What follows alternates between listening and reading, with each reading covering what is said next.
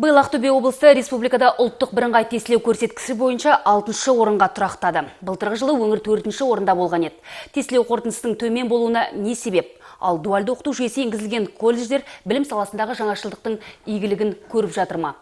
Бүгін облыстық әкімдікте аймақ басшысы Бердібек Сапарбаевтың төрағалығымен өткен жиында осы және өзге де мәселелер қаралды. Толығырақ тілші репортажында. Бітірген 6395 баланың тек 71,8% ғана ұлттық бірыңғай тестілеу тапсырды. Облыстың орташа баллы 82,8%. Ақтөбе қаласы мен Темір ауданының білім сынағы бойынша көрсеткіші былтырғымен салыстырғанда төмен. Мәртөк, Қарғалы аудандарында түлектердің тестілеуге қатысымы 50% ғана. Бұның бірнеше себебін облыстың жаңа бас ұстазы жіпке тізді. Біріншіден, мына Қарғалы, Мартөк аудандарында оқитын балдарымыз Ресеймен шекарасы жақын болғандықтан, олардың 7-12% сол жаққа қарай оқуға кетеді.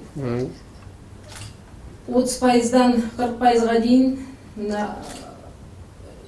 шағын елді мекендерде тұрған біздің түлектеріміз, олар колледждің оқуын қалайды. Бірақ оның ішінде 5%-дан 7%-ға дейін біздің оқушыларымыз сол ауылды мекендерде қалатындар да бар.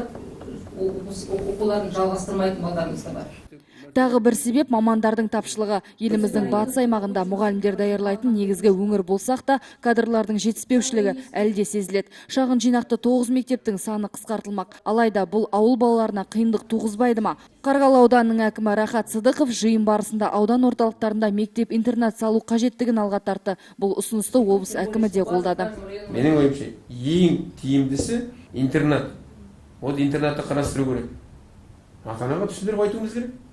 Өйтпесе болмайды. Сол кезде ең негізгісі менен жақсы білесіздер ғой. Ондағы жаңағы білімнің сапасы.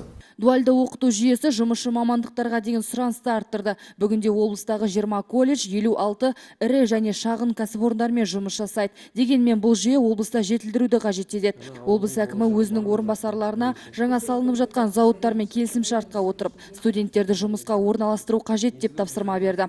Ал білім саласына қажетті өзгерістер мен ұсыныстарды ұстаздар тамыз конференциясында талқыламақ. Гүлбағда Қайратқызы, Арман Досмағамбетов, Қазақстан, Ақтөбе.